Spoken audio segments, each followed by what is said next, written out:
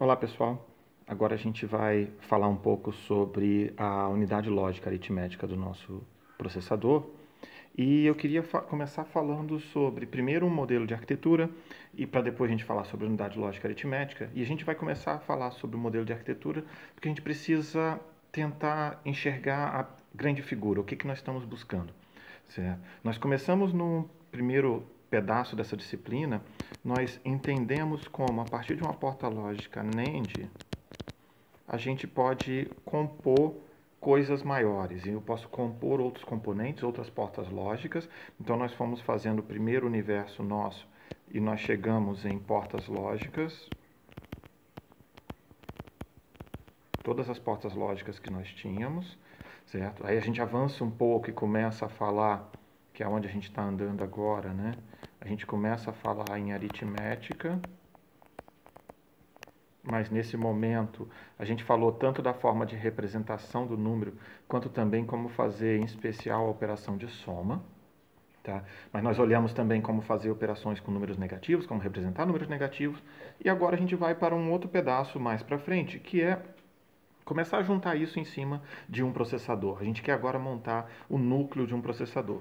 O núcleo de um processador é o que a gente chama de unidade lógica aritmética. Se a gente fosse colocar o nome em português, seria ULA. A gente usa a versão em inglês, é mais comum a gente usar a versão em inglês, que é a ALU. É o mesmo significado, só está escrito a sigla em inglês ou em português.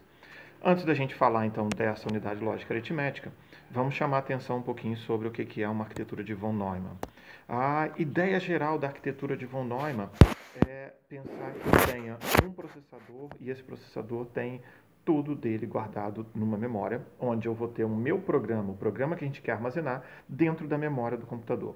Então, se você olhar do ponto de vista do próprio, um diagrama super simplificado, e pensar que nós temos um processador aqui, nós temos na realidade um canal de comunicação entre o processador e a memória.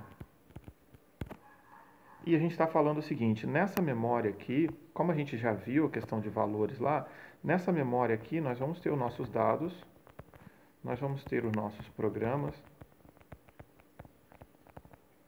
nós vamos ter as variáveis dos programas, que são dados, tá? Então as variáveis são dados também. Nós podemos ter nessa mesma memória, sei lá, a imagem que a gente quer colocar na tela, então nossas fotos, vídeos ou imagens, que tudo na realidade são dados e programas. E a gente vai guardar na mesma memória os dados e programas. A gente tem que tentar separar um pouquinho isso, porque hoje em dia, em especial as pessoas olhando um celular como sendo um modelo de computador e não mais um notebook ou um desktop, as pessoas olham muito para essa memória com duas visões e misturam um pouco do conceito. Então, o nosso processador fala com uma memória, que a gente vai ver mais para frente, essa é a memória RAM. Então, onde você guarda as suas fotos, tipicamente no seu celular, você já deve ter ouvido falar em flash,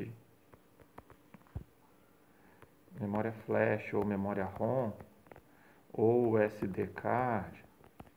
Depende, você pode falar de vários formatos. Essa não é a memória que a gente está falando ali. Então, a gente está falando dessa memória RAM aqui, que é onde a gente vai guardar os programas e onde nós vamos executar os programas. Então, se eu tenho um programa que está na flash, se eu tenho um arquivo, alguma coisa da flash, uma foto no cartão de memória ou na flash, no SSD do seu computador, eu tenho que trazer para a memória RAM primeiro. E ao trazer para a memória RAM esse dado, então se eu tiver alguma coisa aqui, eu tenho que trazer para a RAM, no fundo eu tenho que trazer para a RAM aqui em cima, e aí o meu programa consegue falar com essa RAM. Tá? Então, esse é o modelo, esse é o que a gente vai fazer com o nosso processador no geral. Para falar um pouquinho mais desse processador, vamos tentar abrir essa caixa do processador.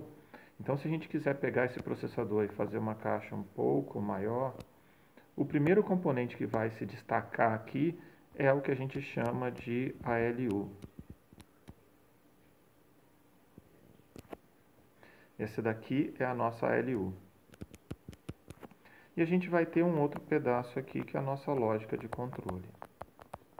É claro que o processador fica mais complicado e a gente vai ter mais coisas aqui, mas em linhas gerais é isso aqui que a gente vai ter nesse momento e ele vai falar de e para, claro, com a nossa memória.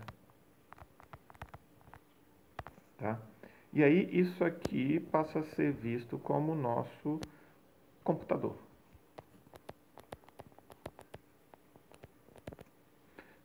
E esse computador, ele pode interagir com o mundo exterior, mandando sinais ou lendo sinais.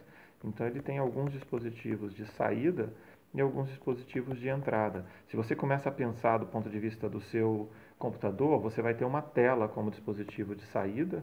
Tá? Então nós podemos ter aqui, ó, tela como dispositivo de saída.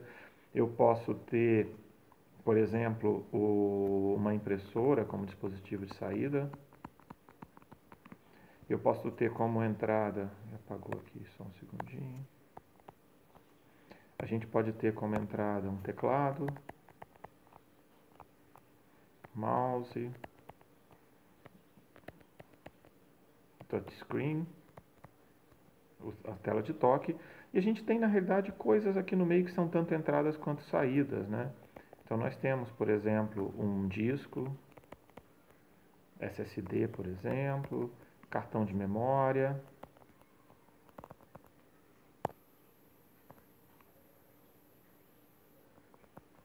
Nós podemos ter cartão de memória.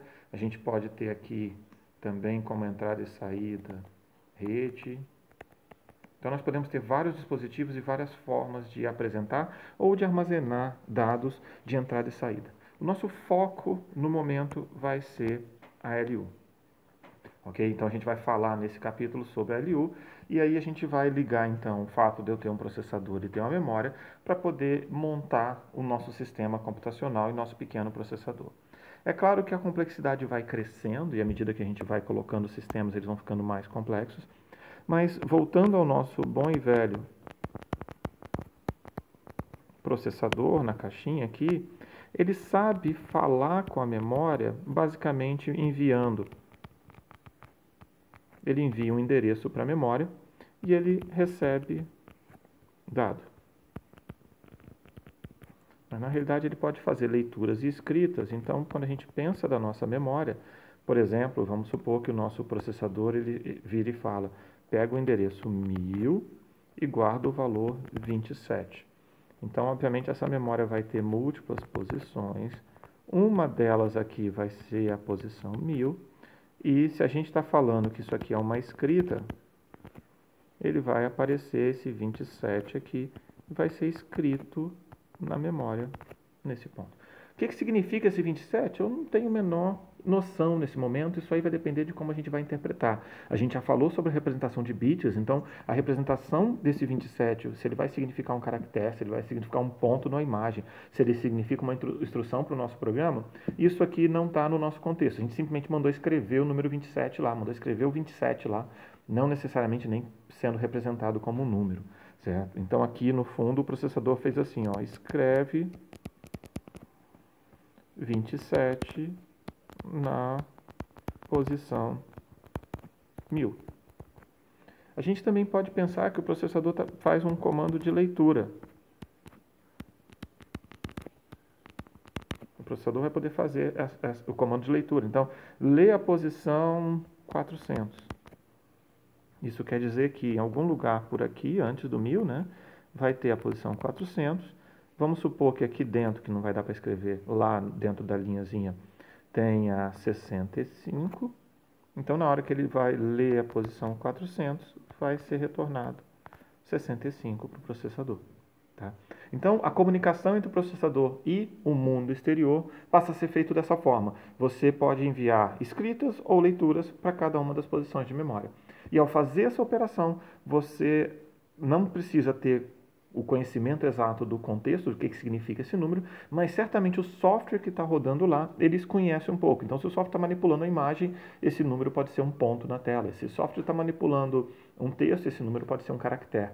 Não importa do ponto de vista do processador o que significa, ele está seguindo a ordem de um em um, mas o software como um todo vai dar conceito e vai dar conhecimento sobre esse valor. Tá bom? Ok? Agora a gente vai falar então, avançando um pouco dentro desse processador, o que a gente vai fazer com a nossa ALU. Então nós vamos falar nossa unidade lógica aritmética e a gente vamos começar pela primeira coisa, que é um símbolo maior dela. Ok? Então, a LU a gente vai desenhar... Depois eu vou fazer uma versão mais simplificada, mas por enquanto vamos desenhar do mesmo jeito que está desenhado no livro, tá? Ok? Então, ela vai ter uma saída de 16 bits. Ela vai ter duas entradas, X e Y, também de 16 bits. Ela vai ter 6 entradas de controle, que vão ser ZX, ZY, opa, desculpa, vamos botar na ordem lá, ZX, NX, ZY, NY, F, NO, e nós vamos ter duas saídas aqui, que são ZR e NG. Esse é o layout da nossa LU e a gente vai começar a montá-la. Por que a gente está falando isso? A gente precisa começar a pensar nessa LU exatamente como o que nós vamos fazer com cada um dos sinais. Então, a gente vai escrever aqui no cantinho, depois eu vou mostrar um slide com a tabela mais completa, mas a nossa intenção é que a LU saiba fazer operações em cima dos nossos sinais. Então, se a gente ativar, por exemplo, pegando uma combinação lá, nós vamos ter o ZX e o ZY,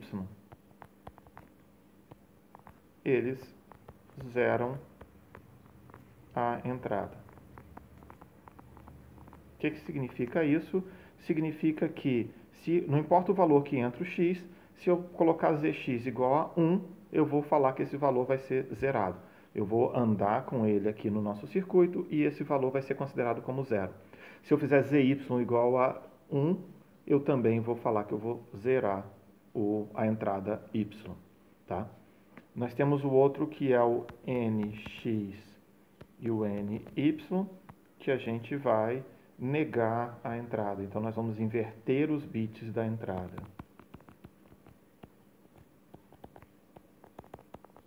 E observa que eles estão em sequência. Então, se eu fizer o ZX primeiro, eu estou zerando a entrada. Se eu mando NX, eu estou invertendo todos esses números que acabaram de ser zerados. Tá? E aí depois nós temos o F. O F, ele tem dois significados para a gente, tá? Então, o nosso F, se o F é 1 ou 0, se ele é 1, a gente vai calcular x mais y, e se ele for 0, a gente vai calcular x and y. Tem uma característica importante, só para lembrar para vocês, eu tenho evitado muito usar esse símbolo aqui como ou. Eu tenho usado esse símbolo como soma. Se eu quiser fazer ou, eu estou escrevendo sempre or. Por que eu estou fazendo isso? Eu estou fazendo para poder não gerar confusão exatamente na nossa operação. Então, quando eu estou fazendo f igual a 1, eu estou fazendo a soma dos dois números, eu não estou fazendo o operador ou. E como f igual a 0 dá o AND, as pessoas às vezes confundem que o AND está ali embaixo, então vai trabalhar com a suposição de que o f igual a 1 vai ser um ou. E ele não é um ou, ele é exatamente a soma. E aí nós temos o NO, que ele inverte a saída. Então, com isso, o que nós estamos falando? Nós estamos falando o que significa o sinal de entrada. O que cada sinal de entrada opera em cima da nossa entrada ou em cima da operação que nós queremos fazer. Certo? Com isso, a gente tem que pensar que vai acontecer pedaços do nosso circuito e nós vamos começar a olhar esse circuito para realizar operações interessantes para a gente. Tá? Além disso, nós temos duas saídas. A saída ZR significa que Alt é 0. Então, o que significa isso? Que depois de todas as operações que a gente fez aqui com ZX, EY, NX, NY, F, NO, se Alt for 0, esse cara aqui vai ter valor 1 quando Alt é 0. E vai ter 0 quando o valor é diferente de 0. E NG, ele significa que Alt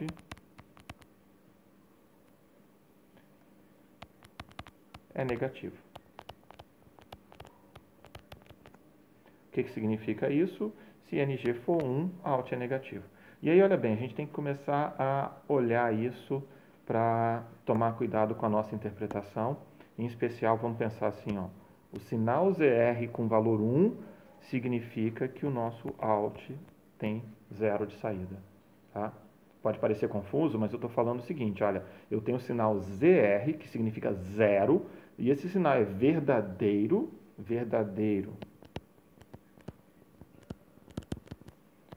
true. Isso significa 1, e ele, quando ele é verdadeiro, significa que a nossa saída é 0. Tá?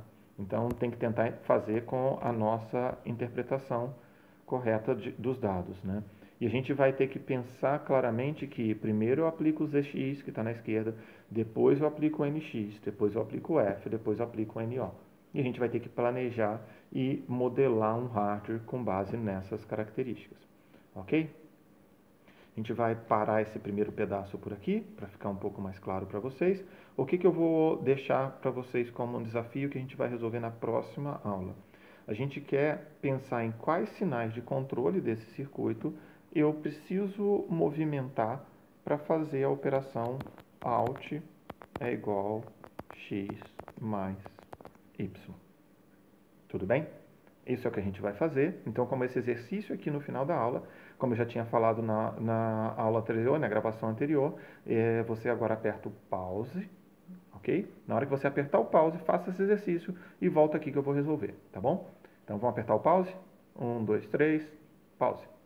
Ok, pessoal? Então, agora vocês já resolveram. Vamos tentar achar a nossa solução. Nós precisamos fazer uma soma. Então, a primeira coisa que a gente vai olhar sobre a nossa soma é que F tem que ser igual a 1. Então, a gente vai colocar o sinal F aqui como sendo 1.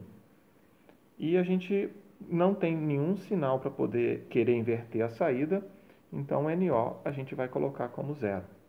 A gente também não tem muita coisa a manipular. Eu não quero zerar o x, eu quero fazer uma conta do x como x. Então, a gente vai colocar zx igual a 0. A gente também não quer inverter os bits do x, porque não faz sentido para a gente. Então, nx igual a 0.